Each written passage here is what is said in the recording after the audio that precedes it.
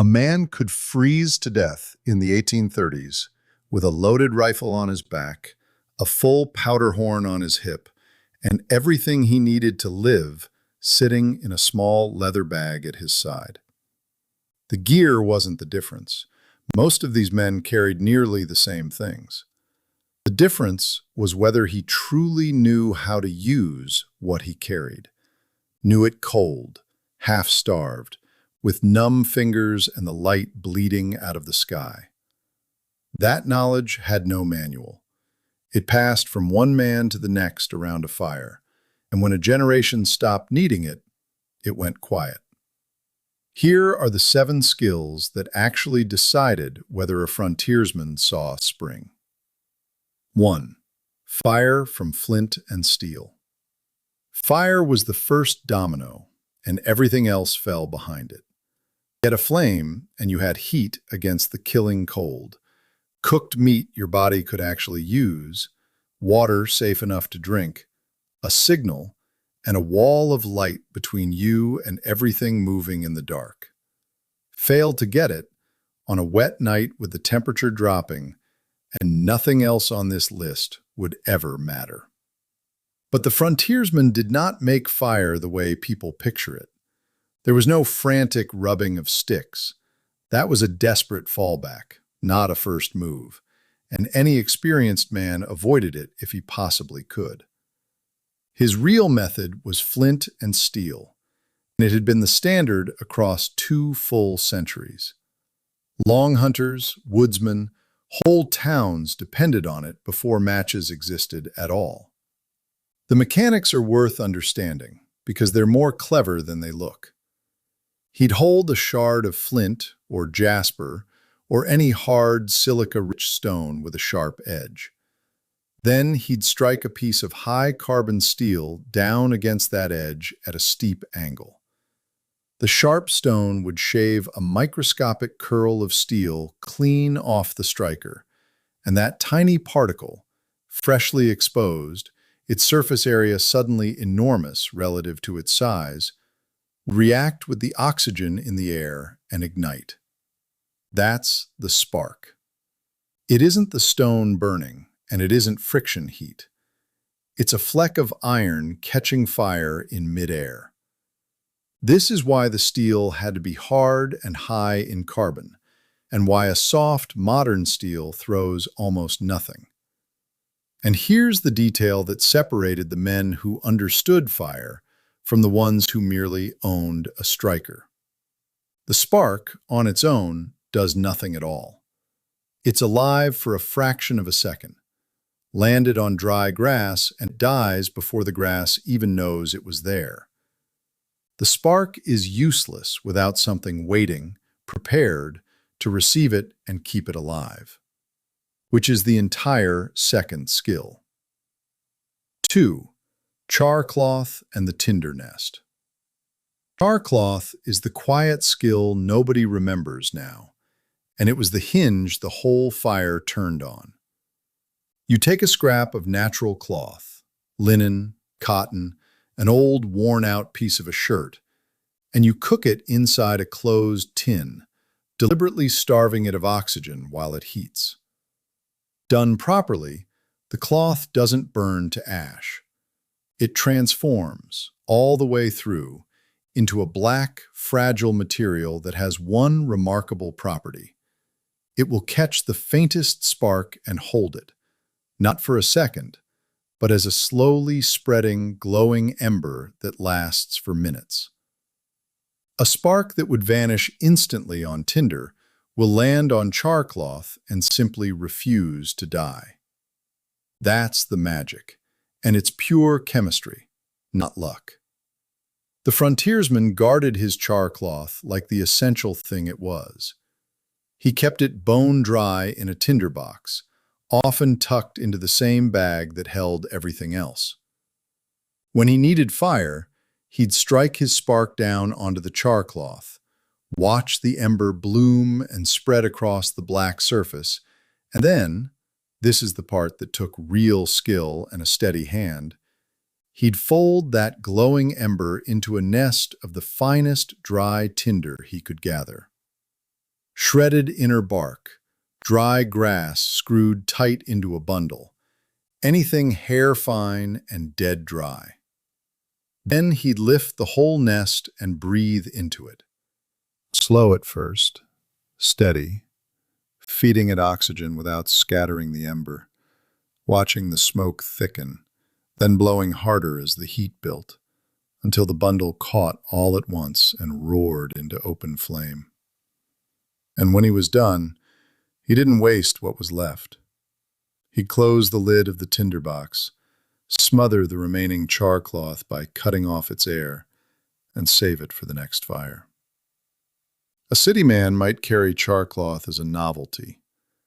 For the frontiersman, it was the difference between a warm night and a dead one, and he treated the making of it as a serious, repeated discipline, not a trick, a habit. 3. The possibles bag, carrying your whole life on one strap. The third skill isn't a technique at all. It's a discipline, and it's the reason the first two ever got the chance to matter. Knowing precisely what to carry and never, not for 1 hour, being separated from it. The mountain man's answer was the possibles bag, worn over one shoulder and under the opposite arm, so it rode against his body and could not simply be set down and forgotten. The name says everything.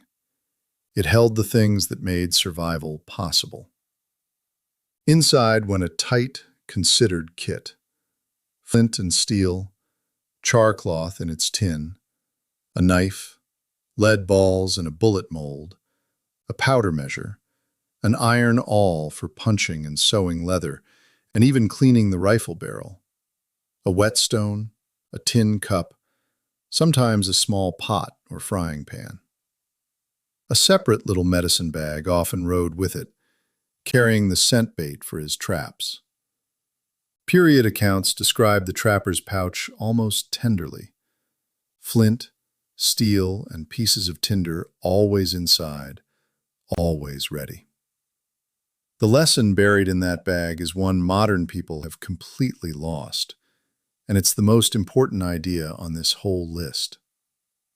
The frontiersman's survival did not live in his cabin. It did not live on his pack horse. It lived on his body, in a bag he never took off, because the exact moment he'd need it most was the moment everything else was gone. The horse that bolts in a river crossing, the camp swept off in a flood, the pack lost down a ravine. A man who kept his life on his own shoulder survived those moments. A man who'd stowed his fire kit on the mule did not. Redundancy wasn't paranoia out there. It was arithmetic. 4. Reading the land, dead reckoning, and the shelter that followed it. But a man could carry the perfect bag on his shoulder and still die if he didn't know where he was or where he was going. Which brings us to the fourth skill, finding your way and then living through the night when every instrument you owned had failed you. And out there, they failed constantly. Explorers carried real tools, a compass, sometimes a sextant to measure the angle of the sun or stars, a chronometer to hold precise time. Fine instruments right up until the cold cracked them, or they went into a river, or the sky stayed a flat, featureless gray for a week and gave the sextant nothing to read. When the tools quit, the thing that kept a man from wandering in a slow circle until he lay down and died was dead reckoning, holding a running map in his own head, estimating where he was from the speed he'd traveled, the direction he'd held, and the hours he'd been moving. He was constantly updating his own position against the last thing he knew for certain. And underneath the arithmetic lived the older, deeper skill, reading the country itself. The way moss favored the damp, shaded side of a trunk, the way rivers bent and told you which way the ground fell. A prevailing wind holding steady out of one quarter, day after day, until it became as reliable as any needle. The blunt truth the record keeps repeating is that on the frontier, skill mattered more than steel. The man who could read the land never fully depended on the instrument that had already broken.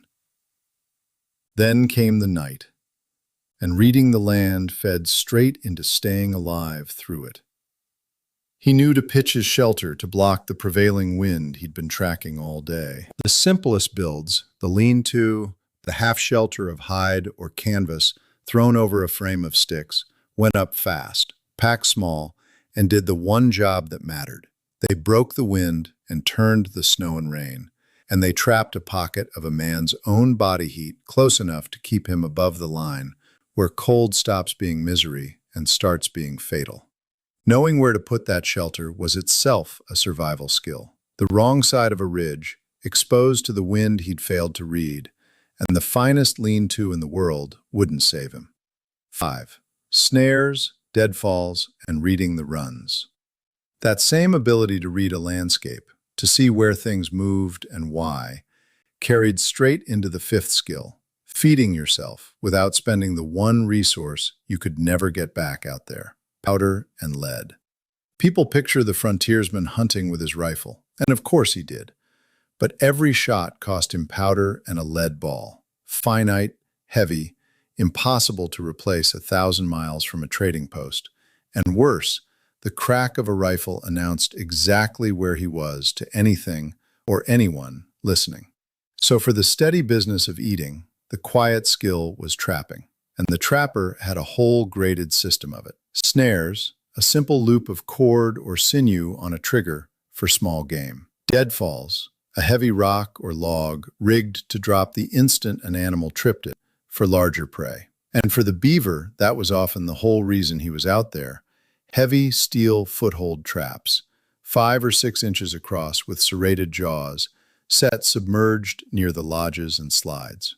A single trapper carried 6 to 12 of these and reset them every day through the season. But the trap itself was the easy part. The skill, the thing that took years, was reading where an animal actually moved. Small game runs the same paths day after day, worn runs through the brush as fixed as any road. The trapper learned to see those runs the way you'd read a familiar map, where the trail pinched narrow, where the ground funneled the animal into a single line, where a loop set just so would do its work while the man himself was a mile away checking the next one. For the beaver, he learned the slides and dams and the underwater approaches, and he scented his sets with castoreum, the beaver's own glandular musk, so the animal walked itself into the trap. He set many, he ran them on a circuit, and he let patience and knowledge feed him instead of burning through the powder that also happened to be his only defense.